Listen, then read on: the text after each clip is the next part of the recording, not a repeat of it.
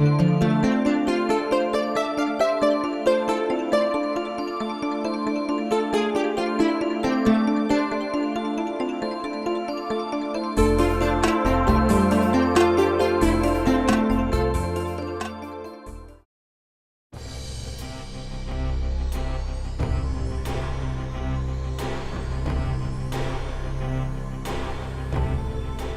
program today, as I'm sure everyone is well aware of, is how can we keep students and teachers safe in our schools.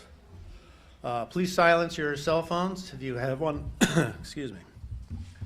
Our speakers for today are Ron Serrano from the Deputy Superintendent of Business and Services Operations for the School District of Manatee County, Julia Dorch, a student at the State College of Florida Collegiate School, Sheriff Rick Wells, and Jeff Young, Esquire, of Jeff Young Law Family Practices. Now let me read a short bios of our speakers, and then we'll get started. Ron Serrano joined the School District of Manatee County as Deputy Superintendent of Business and Services Operations on Tuesday, September 14th, 2016. Mr. Serrano has more than 20 years of exceptional experience in education both in Michigan and Florida. He has served as superintendent for the East Detroit Public Schools and more recently in Florida served as assistant superintendent in both Polk and Pinellas counties. He also served as chief negotiator in Pinellas County. Mr. Serrano earned his Juris Doctorate degree from the Thomas M. Cooley Law School. Julia Dorch was born in Sarasota, Florida, and resides in Palmetto with her mother and stepdad.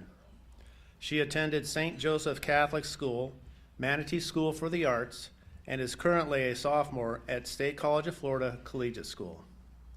While at Manatee School for the Arts, she was inducted into the National Junior Honor Society, and next year she will be among the State College of Florida students as an 11th grader dual enrolled as a freshman in college. Julia has danced with the Diane Partington Studio of Classical Ballet for 7 years.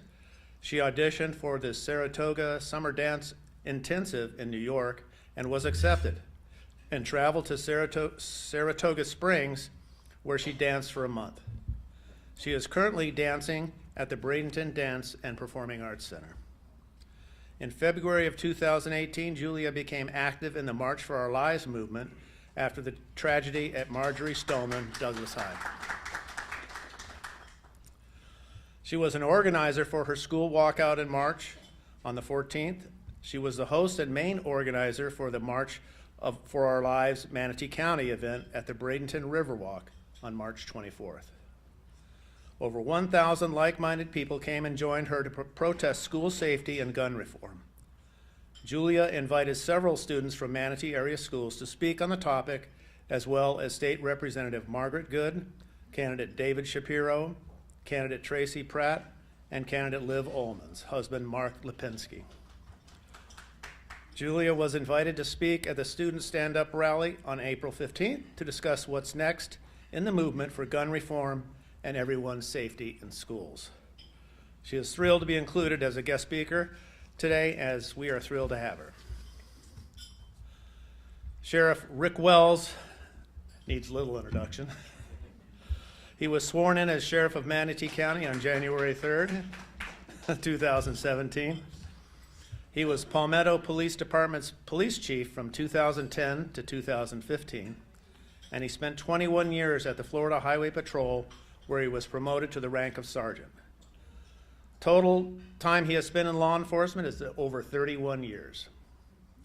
Sheriff Wells was born in Tampa, Florida, moving to Manatee County in 1978. He graduated from Manatee High in 1982, attended Manatee Junior College, and has his Associate of Science degree in Criminal Justice Administration from Columbia Southern University. He is also a graduate of St. Leo University Command Office Management Program. Sheriff Wells was named the Manatee County Law Enforcement Officer of the Year in 1991. He received the Manatee County Whitney Knudsen Award in 1991, Unidos Now Visionary Award in 2012, the NAACP Humanitarian Award in 2014, and the Edgar H. Price Jr. Humanitarian Award in 2016. Sheriff Wells has taught law enforcement to government, educational, and community organizations throughout Florida. He is currently the Executive Director of Manatee County Police League, Chairperson of the Manatee County Law Enforcement Council, Law Enforcement Advisory Board Council for the Manatee Technical College, and a board member of the North Manatee Kiwanis, Replay Advisory Council, and Strength in Action.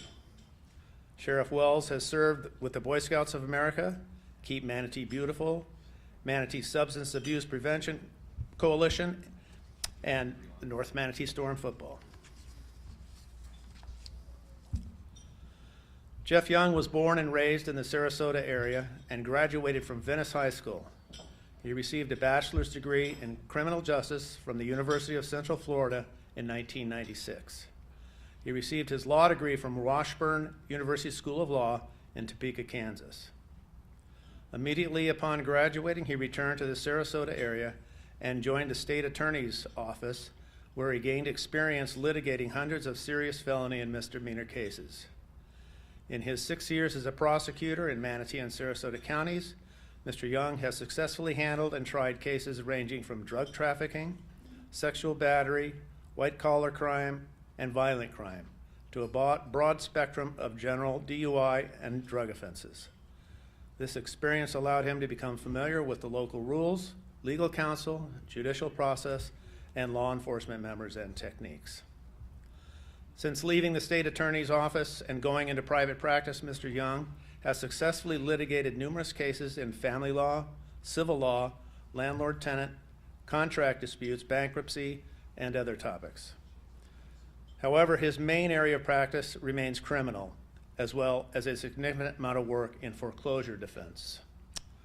For more than 7 years, he has been heavily engaged in litigating with banks to keep people in their homes. As a lifelong local resident, he understands the importance of home ownership and living in this area. Thank you all for coming, and we are going to start with Mr. Serrano, please.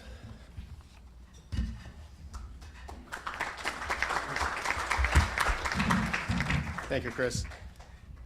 Pope Francis said a smile could change your life. A good morning and a smile cost us nothing, but yet can change a life. Offer hope, it opens doors, and can change the life of someone stuck in the shadows. And as we have been reading in the newspapers and hearing from CNN and all the headline news, many of the individuals that have committed some of these hideous crimes in schools are those individuals that have been stuck, that no one has really given the recognition to or brought them under their fold as far as trying to offer assistance. And that's why Senate Bill, I think, 7026 is so important, because it shows that it's not all on the school district. It's on the community. It's on all of us working together as a team. This isn't the first rodeo for our school district. We have been providing a safe environment for students and for staff for a number of years. What 7026 does is it puts additional resources into the schools so we could even better and update them in this type of social media environment, which sometimes isn't the best. We have been providing SROs in all our secondary schools, the middle school and the middle schools and the high schools for a number of years. What's unique for this year, and we thank the Sheriff's Office as well as the City of Palmetto, the City of Holmes Beach, and the City of Bradenton for coming together and bringing law enforcement officers into our elementary schools this year on such a short notice. So they're to be commended for assisting us like this. And as we work for next year to implement the new law, we are going to have SROs in all our schools. And so for those of you that aren't familiar with the school district, we really have taken proactive measures for providing a safe environment, not only for our students and staff, but also for people that do come and visit our schools. We are in the midst right now of updating our access manners into getting into the schools, our buzzer systems. We're looking at new digital cameras throughout the district to have a 360 around all our buildings view. And so these are just some of the safeguards that we're also involved with. In addition, the new law also requires us to work with the local sheriffs as far as assessing each of our schools. finding out if there's any flaws in our system and how we can improve those. And so those are things that we're working with. As a visitor to our school, you can't get into a school unless you are directed in through the main office, and you are required to give your driver's license up to the building secretary to have them run a scan through to make sure that there's nothing in your background that we should know about. You are required visiting the school to have an ID on you at all times, and if not, then people report you back to the office or the SRO to deal with. And so those are some just of the basic concerns or basic safeguards that we put into place. But as I think Sheriff Wells will tell you, if a bad person wants to do something bad, they're going to find a way around the system to do that. And that's why we have to be extra cautious on how we're moving forward from this point forward. It is a new reality. It's a reality that none of us want to be in, but in all sensibilities, it really is what it is today. And that's unfortunate. It's not like when we went to school. And so with that, I'm really here more as a resource for questions and answers that you may have. I know I'm anxious to hear the student's speech because she wrote a wonderful speech. And so I want to, whatever minutes I have left, I want to give over to her because I think that's more worthwhile. Okay, thank you.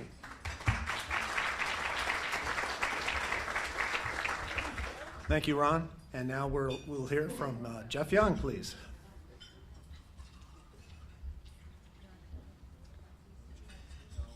Thank you. Thanks for the invite. Being a lawyer, I'm not used to speaking to people for 7 minutes unless they've paid me, so I'll do my best. When I went through the bio there, a lot of you probably are thinking, well, why is this guy here? There's a lot of stuff in there about foreclosure defense. But some people may know me, they may have seen me, but essentially they have a nickname for me. I'm called the gun lawyer. I've been doing this for a long time now. I specialize kind of my practice in firearms-related issues, such as self-defense cases, restoration of firearm rights, these injunctions now that they have related to those. Whenever there's an issue dealing with firearms, they always call me to be on the news media. I'm heavily involved in local gun groups. I'm a member of the NRA. So essentially, I'm going to assume I'm probably on this panel to deal with that portion of it. Obviously, the other experts up here can deal more with the way the school security is and things of that nature. But I'm basically just here. I'm not going to talk for very long. I will turn it over to people who may have longer speeches or things to say. But essentially, I'm probably here to kind of advocate for one side of the argument, possibly relating to firearms in the school, things of that nature. When those questions come up, I'm kind of your guy on that. Like I said, I do focus a lot in firearm law, but I do have 2 children who do go to the schools here in Manatee County as well. So certainly this is an issue that is important to me, not just as a gun owner, but as a father, as a family member. I live in Manatee County, so as a resident. So I'm happy to be here, and I'll be happy to answer any questions or participate in this panel. And thank you.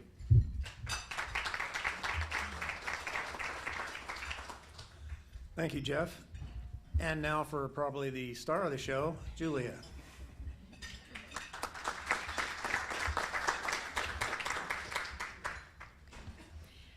Good afternoon. First of all, I would like to thank Mr. Willie for reaching out and inviting me to speak at today's luncheon. To be included on the same speaking platform with such a well-regarded group is truly an honor. My name is Julia Dorch, and I am a 15-year-old 10th grade student at the State College of Florida Collegiate School. Some of you may be wondering why I was asked here to speak on today's complicated topic of school safety. I hosted and planned the event March for Our Lives Manatee County on March 24th at the Riverwalk in Bradenton. On February 14th, 2018, 17 souls were abruptly taken at Marjorie Stoneman Douglas High School in Parkland, Florida. The following day, my mom and I talked about the shooting, and she shared a Facebook post with me. Her friend from college had 2 children who attended Parkland. His last post that day was, "Kids in hand safe." He was very lucky. I began to start questioning how safe we really are when we walk into school every day. Knowing that the shooting was only 3 hours away was a wake-up call, and reality set in. I decided that enough is enough. I was sitting in our living room when I declared that I wanted a revolution. So, with the help from my mom, my government teacher, and several students from area schools, I started planning my revolution. I truly only expected 50 people to attend the march. At least that's what I told City Hall.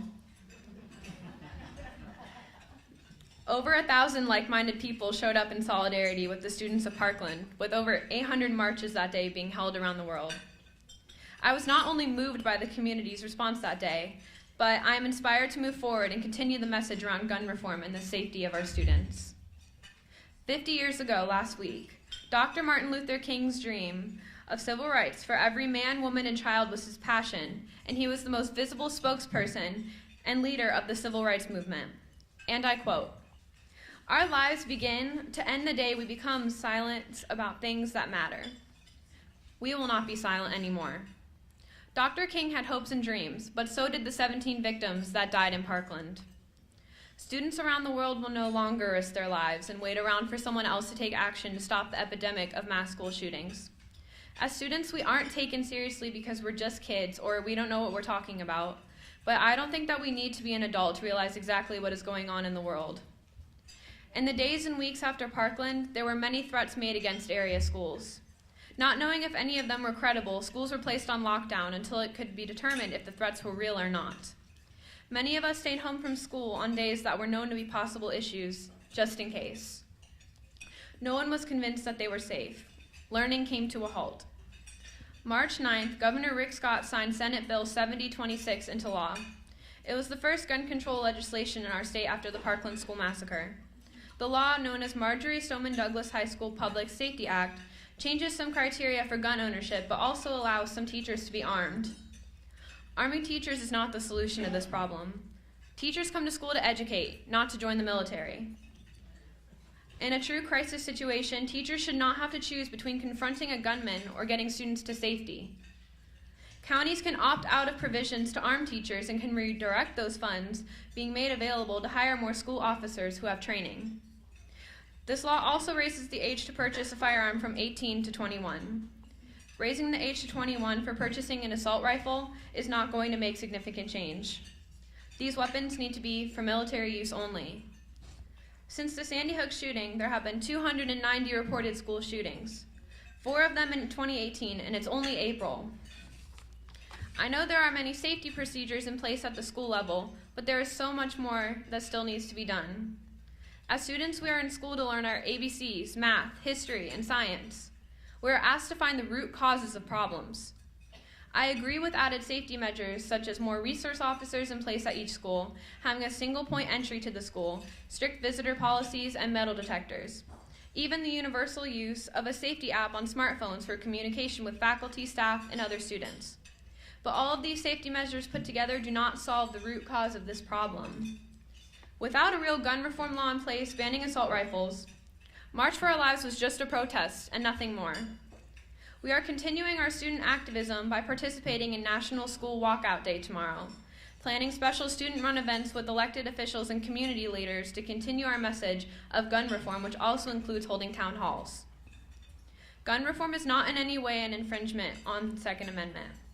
Our founding fathers did not have the foresight to see how modern-day guns would develop into weapons of the deadliest kind used to shoot up schools. A well-regulated militia being necessary to the security of a free state. The right of the people to keep and bear arms shall not be infringed. This amendment has been twisted in all directions beyond recognition of the original intention. The Supreme Court didn't rule that the Second Amendment reflected an individual right to gun ownership until 2008. I started doing my research on this ruling and learned that that same year, 2008, was when lockdown drills in schools started nationally. Gone were the days of traditional fire drills. Students shouldn't have to walk into school every day fearful that they might be next. Lockdown drills should be a thing of the past, not a normal day-to-day occurrence that disrupts learning. What has happened to common sense? I was taught not to run with scissors, to look both ways before crossing the street, never drink and drive, and to turn my phone off while operating a car. What I didn't think that I would need to be taught is where to hide if there was a shooting. Unfortunately, that is what this country has come to. I think that we can all agree that it's common sense not to drink and drive. It's common sense to put our phones away while driving and no texting.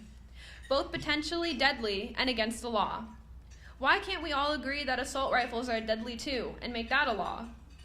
All part of having good common sense to live a safe and healthy life. We need to start there so that all the best laid plans by our leaders, administrators, lawmakers, and law enforcement will result in a safer learning environment for all of our students. Thank you in advance for thinking about your children, your grandchildren, and school safety when going to the polls this November.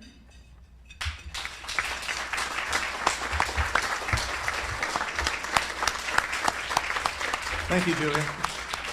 And now, Sheriff Rick Wells.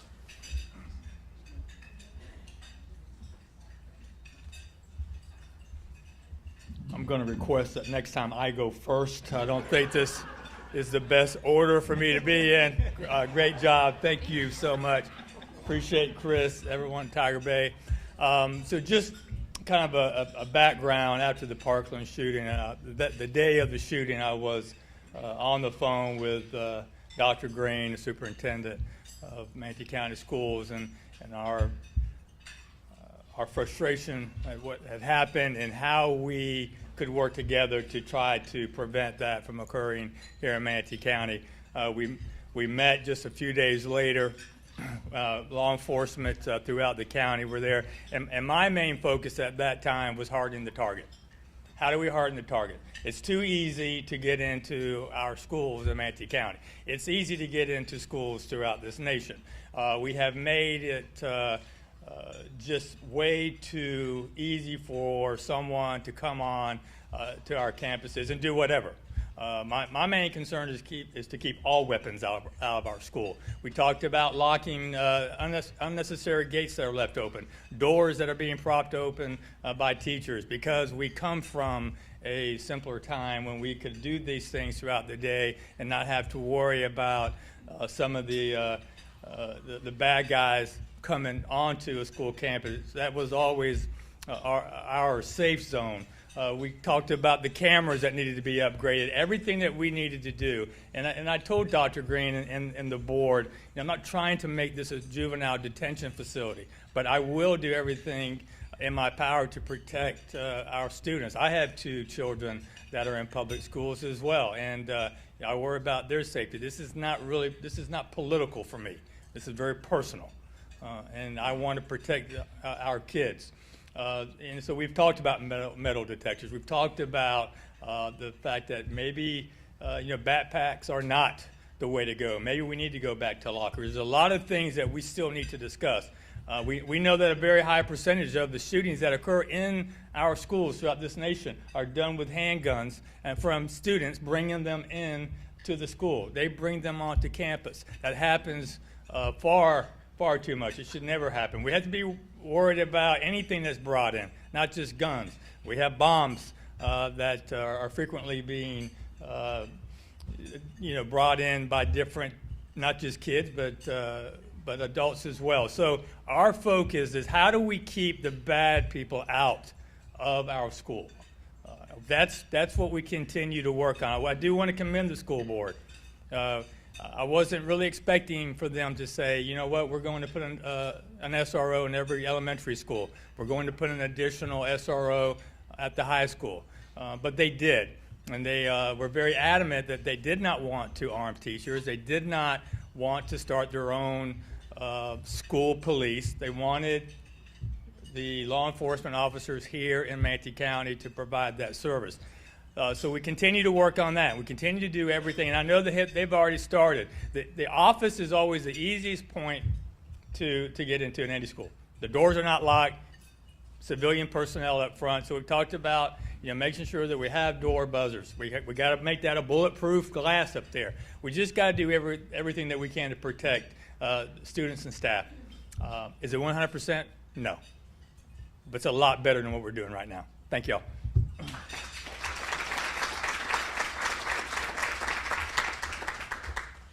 Thank you, Sheriff. And now it's time for questions and answers. You must be a member of Tiger Bay to ask a question. So when you come up to the microphone here, please state your name and whether you're a member.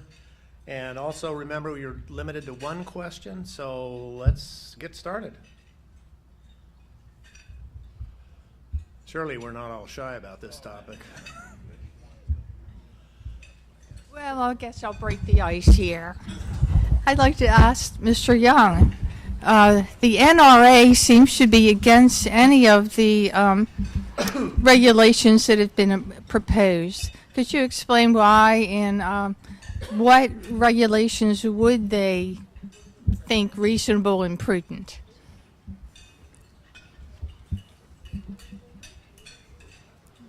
We were taking bets on who was going to get the first question. I knew it was going to be me.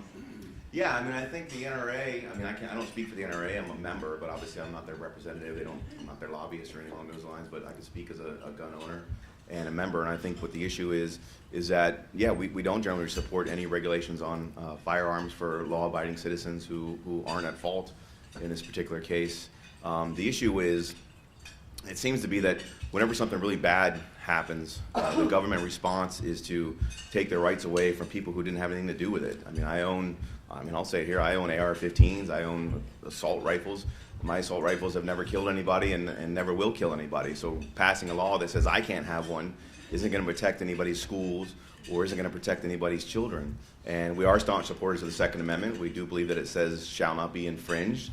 So they're not opposed to all regulations. There are over 50,000 regulations on the book now when you talk about local, state, federal levels when it relates to firearms. So the notion that there are no regulations for firearms is quite frankly ludicrous, because it's one of the most heavily regulated items in the country.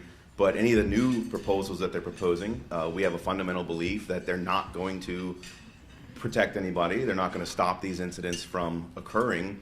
So all it's going to do is impact people like me who have never done anything bad with the firearm and never will do anything bad with a firearm. It's not going to affect the guy that doesn't care, that doesn't follow the law, that wants to kill people at a school. So we're opposed to any regulations that would not solve the problem. We are in support of regulations that we believe would solve the problem, such as hardening the targets, as the sheriff talked about. I mean, we all are generally in support of armed people at the school, whether they're security guards or teachers or whoever. So I think the position that they would probably take is the same position that I would take, that we're looking to solve this problem. We don't believe any of these regulations would do anything to solve the problem. All it would do would infringe on our constitutional rights to keep and bear arms. How about the gun show loophole? Because that allows people who shouldn't have guns to have them. Would the NRA be in favor of closing that loophole? Well, there is no such thing as a gun show loophole. If anybody's ever been to a gun show, there are two types of dealers at a gun show. There are gun shops, people who actually own shops, and then they set up a table at the gun show. Those people are FFLs. They have a Florida or a federal firearms license. And if you buy a gun from that table at that gun show, you go through the same background check you would if you walked into the store. It doesn't stop at the door just because they're in a gun show. Now, the second type of people that you have on the gun show are private citizens who come there and set up a table and they sell their private collection along with, they have knives and World War II memorabilia, whatever. And if a private citizen buys from that private citizen, they can do that anywhere. It doesn't have to be at a gun show. They can do it on Craigslist. They can do it in a Walmart parking lot. So what you're really talking about is a law that would outlaw private sales and say that all sales, whether it's from a father transferring a firearm to their son or a neighbor who wants to sell an antique weapon to his neighbor, would all have to pay the money, fill out the paperwork, and go through the background check. So if that's what you're talking about, then obviously we would oppose that, because we think that's an unnecessary burden on private citizens. But as far as a gun show, there is no gun show loophole. If you buy a firearm from a gun dealer at a gun show, you go through the same background check that you would if you walked into the store. If you buy from a private dealer at a gun show, you're free to do that just as you did out on the streets. So if you want to call it universal background checks to where anybody who transfers a firearm should do it, that's fine. That's the way it should be labeled. It should not be labeled a gun show loophole, because there's no such thing. Okay, thank you. Yes. Next question. Hi, my name is Liv Coleman, and I'm a professor of political science at the University of Tampa and a candidate for Florida State House. And I have a question for Julia Dortch. My question is, how is the school district supporting you in your efforts to reduce gun violence, and what would you like to see happen? Well, my school has definitely been supporting us in everything that we've been doing, such as helping us with the walkouts and lending us microphones and everything for the march. What I would like to see happen, definitely a lot more security. I would like to see like the single point entry, more resource officers like I've been saying. Definitely. I want to ask Ron a question, and I realize you're staff and not policymaker. Being a policymaker, I get that, and I am a member. So this year, you, and I want to thank everyone, especially Sheriff Wells and the school board for what they've done in reaction to this. It was a quick reaction. We're very fortunate to have that. But the question that is going to come up is funding. How were the resource officers that were added post the event, how were they paid for, and what is the plan moving forward to pay for the additional resource officers that were mandated by the state law? Well, right now, we are in receipt of 4 different contracts, and we're reviewing those contracts right now. And we will be getting back together with the sheriff's office as well as representatives from the different cities regarding the contracts. And so once we review those, then we'll come together. Right now, the funding source is 50-50. There is a discrepancy anywhere from $1.3 to $1.5 million, and we'll cross that bridge once we finalize the contracts. But we're going to do everything we can. It's imperative that we have the SROs in the buildings, in our schools, and so nothing's going to stop us from doing that. I don't know if Sheriff Wells wanted to add anything to that.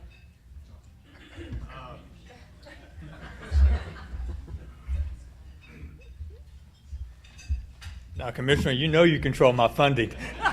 So what do you want me to add? How much I love you?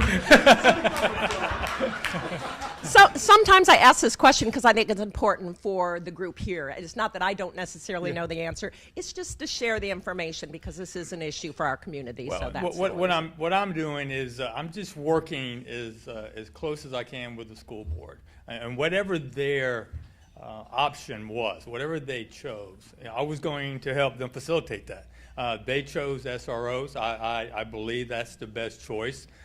So I just want us to work together and to make this work. We're doing off-duty details right now. They're paying for off-duty. So I have deputies going to elementary schools, and they're not at the same elementary school every day. So we want true SROs.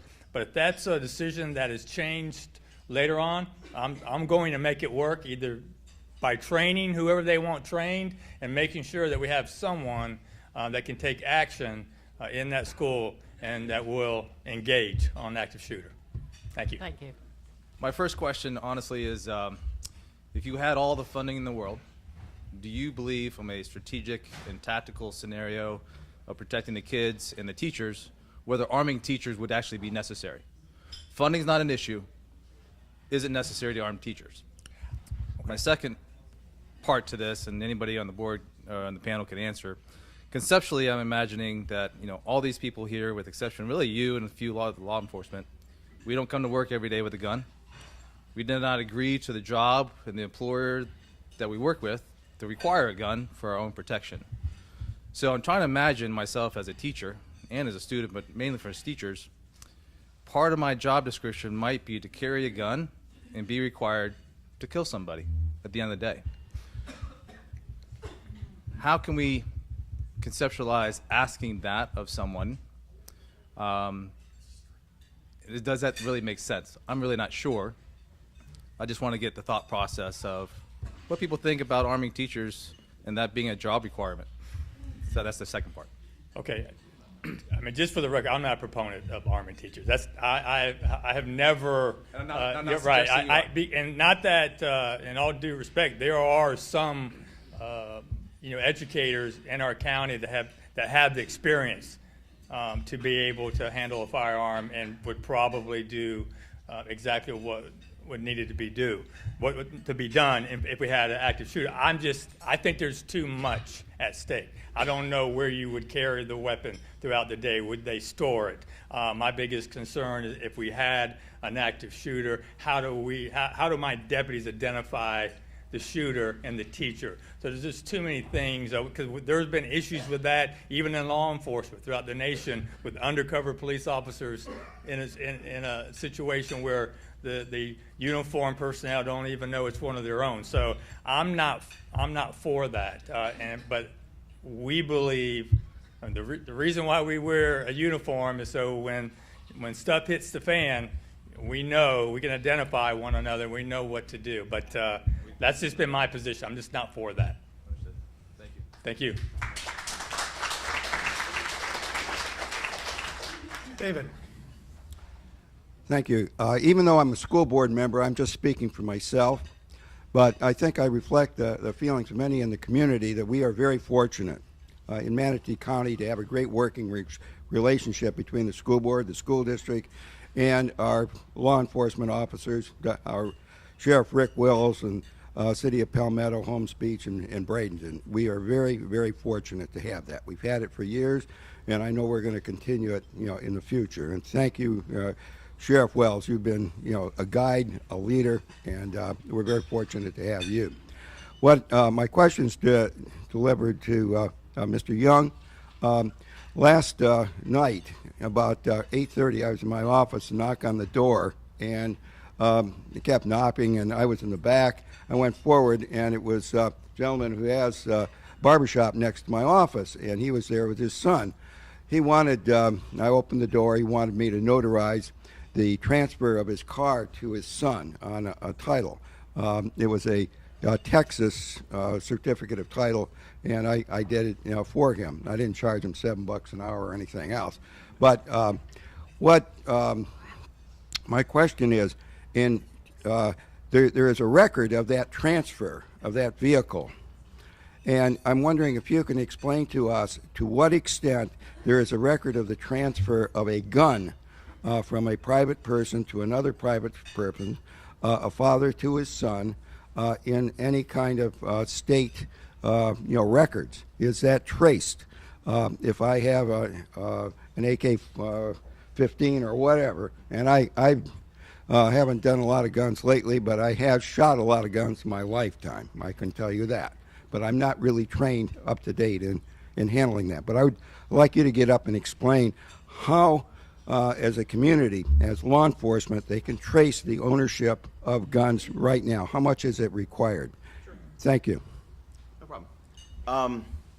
So there's two separate ways you can buy a firearm. Let's say you buy one from a dealer, okay? There is going to be a transaction of that sale from the dealer. They have to keep all their records with the ATF. So for example, let's say there's a murder and the Sheriff's Department recovers a firearm. They can look at that serial number and they can trace it back to the manufacturer. If it's a Glock, then they'll say, oh, we sold that batch to this gun shop, and then they will go to that gun shop and they'll pull their records and say, we sold that gun to this person. And if that person never sold that gun again, then that's where the record ends. But yeah, if you do a private transfer, there is no requirement in the state of Florida to have a record of that. There are in other states, but in the state of Florida, if you do a private transfer, I could sell a gun to anyone in here. I don't have to keep any documentation of who I sold it to, when I sold it, how much I paid for it.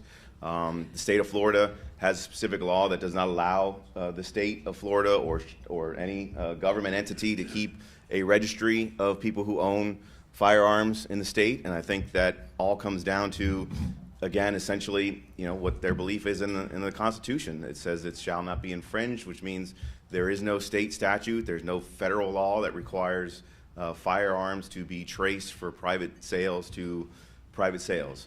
You indicated, this comes up a lot where people compare guns to other things, like if you buy a car, you have to transfer the title, or we have laws preventing people from DUIs and things of that nature. The only thing I would say is what we always say in that, there's nothing in the Constitution that says you have a right to drive a car. There's nothing that says you have a right to have a driver's license. Those are all privileges, and since they're privileges, the state is free to put whatever requirements on them that they want. Owning a firearm is a right, is in the Constitution, whether people disagree with that, don't like the Heller decision, whatever. It is the state of the law in America today, so because it's a right, then they are not allowed to put as many encumbrances on it as they can, such as driving or transferring vehicles. So whenever anybody asks me or any other gun owner, well, why can't we do what we do with cars? You have to have a license. We require you to take tests in order to drive a car. Cars aren't in the Constitution, firearms are, so that's the short answer to any time somebody's going to ask me that question.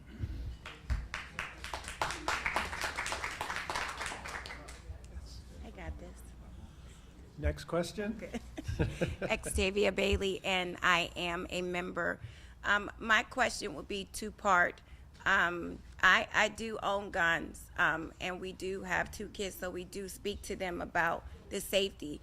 I think the big issue that's going on now, being in a classroom setting and dealing with kids every day for almost 6 years, is a lot of mental health and the things that that's going on with them at home, and they're not able to get things out, and so they might take a parent's gun and come to school.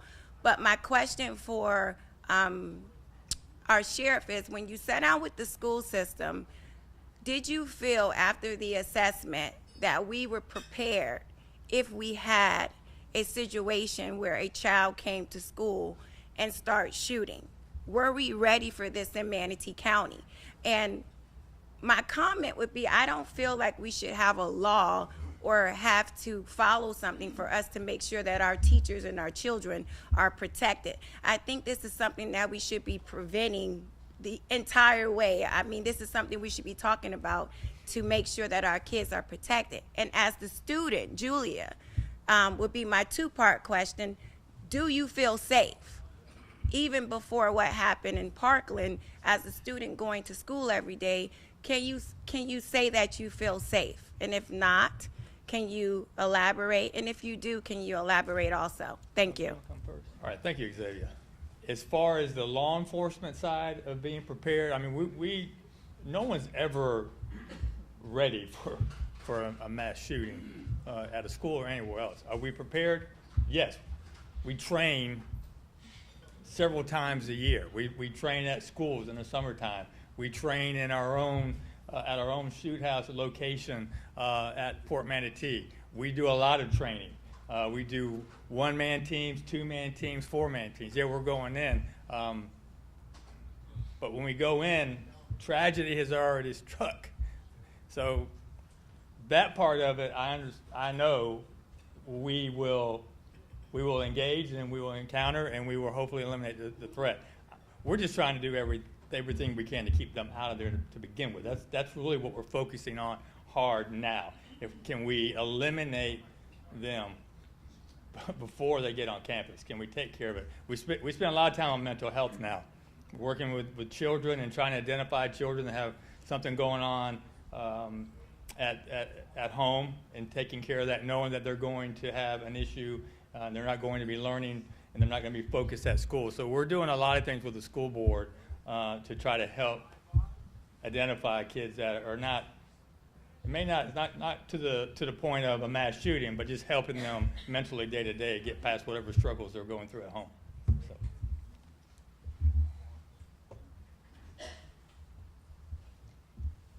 Okay. I would like to say that I do feel completely safe, but unfortunately, I don't.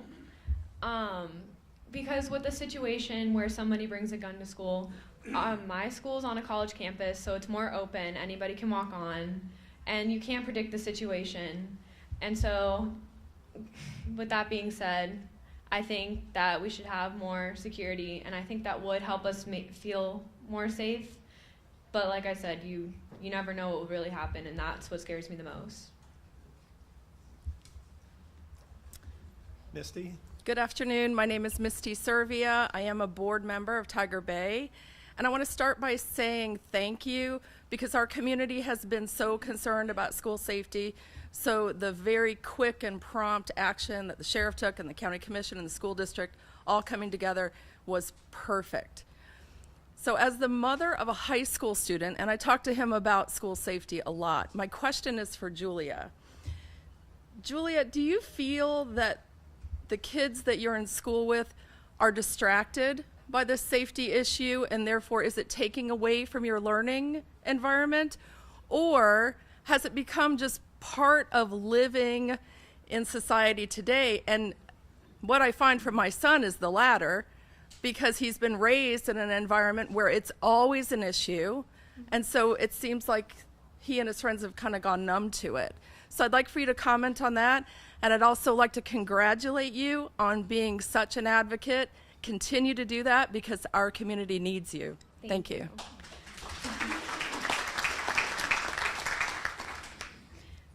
The students around me, we're not really used to that. Our school is smaller, our learning environment, we're more secure than most public schools. So we definitely have not become numb to it. And I don't think that we're distracted, but I think that we're definitely more aware and thinking about it more often. But we're still getting our education, but we've just been talking about it way more than we need to be. My name is Cheryl Wilson, and I am a member. My question is for the representative of the education system, the representative of law enforcement, and the representative of the legal community. Each of you have a constituency that you're serving. We didn't talk, though, about the fact that you are serving a generation that's going to be coming up into our society as leaders and those who will be impacted and be responsible for the next policies and laws that we have. So we know the position of the representative of the legal profession here today. So I would ask the representative of the education system, the representative of law enforcement, are you listening to what these students are saying? Julia told us that she's a few years away from voting, but a lot of them are coming into the voting age, and they are paying attention to this issue like very few in their lifetime have gotten their attention. We are also seeing that the public is very much in favor of what Julia recommended, and that is a ban on assault weapons. So from your perspectives, from the education, from the law enforcement, can you support and pay attention to what this generation is saying and support them and the public if they do request a ban on assault rifles?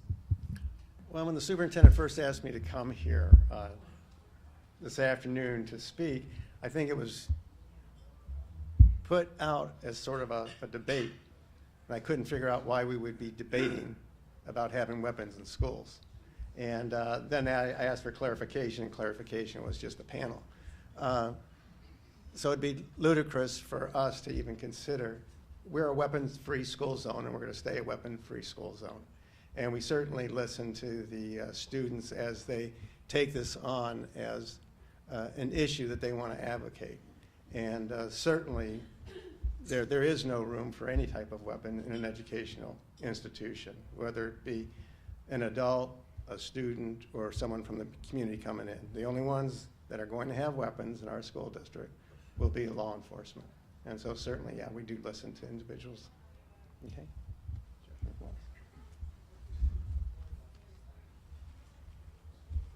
Well, as a law enforcement officer, we listen to the students every day. We have SROs in school. We talk to them on a regular basis.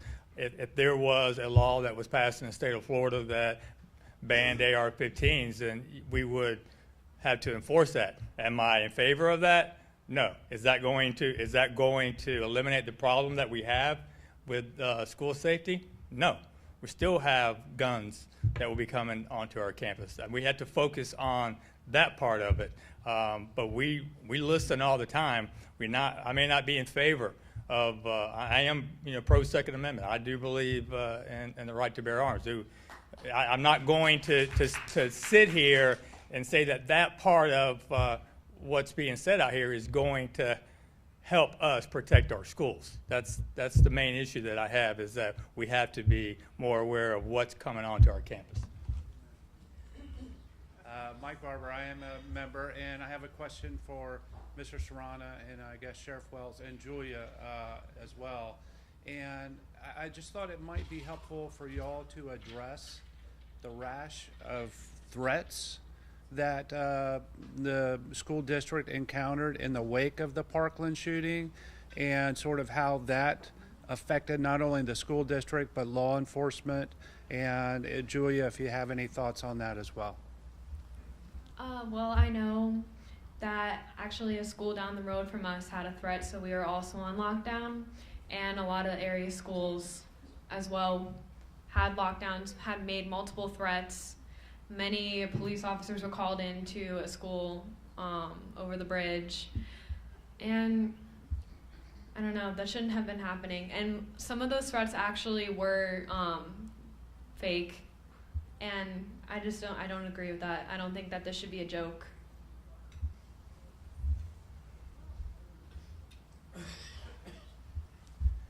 unfortunately, after the shooting, we had a lot of threats. We had probably 2 or 3 every day, it seemed like. We arrested 7 young people, which is not what we want to do. But for some reason, they thought this was a joke.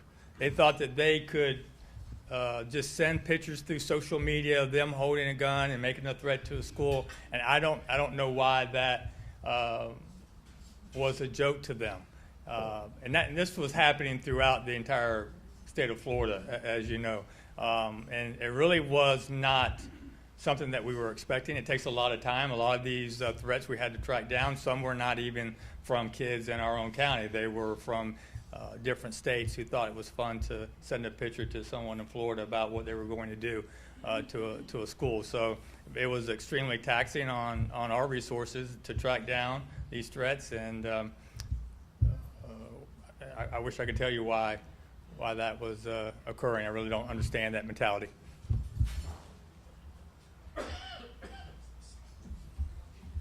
Yes, as Sheriff Wells said, it was a complete waste of resources. We can't be dealing with that. One thing we use as an education system is to educate the kids. This really impacts their future. Having an arrest record isn't something you want to have on your record as you try to go to college, or you try to go into the armed forces, or if you try to go into other avenues for future employment. And so we took it very, very seriously. We use it as an educational forum for students, and use those that had to be disciplined the appropriate way as examples, and to try to heat it off. And unfortunately, you try to put yourself back in time when you were 16 or 17 and the stupid things that we did and we got away with. But nowadays, no one's going to get away with a prank like that. Any more questions?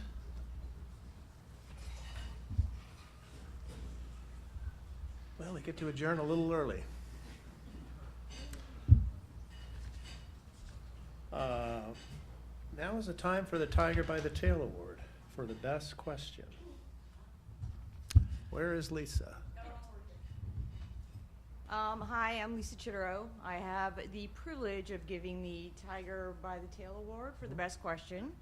And Commissioner Benak, the question, because you brought up the question of the safety preventative, which brought in Sheriff Wells and the rest of the panel, and of course, the financial responsibility for paying for it.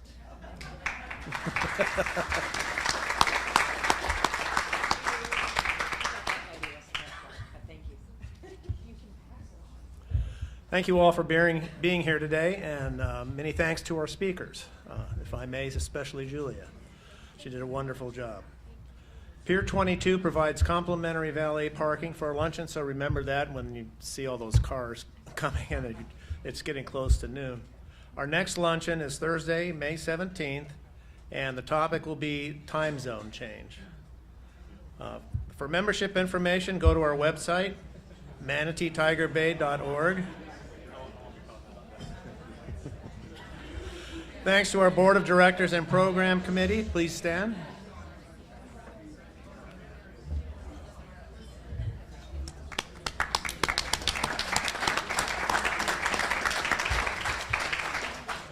Members and guests, if you know someone who might be interested in an upcoming topic, please invite them as your guest. And our thanks to Charles Clapsaddle and the METV crew for taping and broadcasting our forum. You can watch today's luncheon on METV channels and YouTube. Go online at metvweb.com. Thank you.